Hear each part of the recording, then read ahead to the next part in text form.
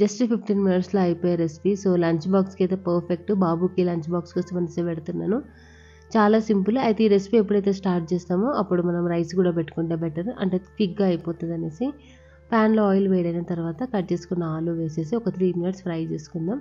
తర్వాత కొంచెం పసుపు ఉప్పు వేసేసి ఒకసారి కలుపుకొని మూత పెట్టేసుకుందాం.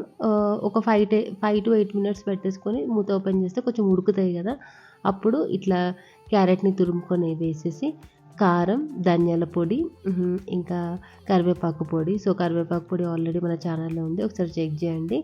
ఇవంతా కలిపేసి ఒక 2 మినిట్స్ ఫ్రై చేసుకున్న తర్వాత ఉడకబెట్టుకున్న అన్నం వేసేసి ఇంకొక 5 నిమిషాలు కలుపుకొని మూత పెట్టేసుకుందాం. తర్వాత చల్లగిన తర్వాత బాక్స్ ప్యాక్ చేసేసుకుంటే మన సింపుల్ అండ్ ఈజీ ఏమంటాము క్యారెట్ ఆలు రైస్ అందామా. సో రెడీ అయినట్టే. చాలా సింపుల్ ఉంటుంది, టేస్ట్ మాత్రం బాగుంటుంది. పిల్లలకి మోస్ట్ ఫేవరెట్ అయితే అయిపోతుంది. సో మీరు కూడా ట్రై చేయండి.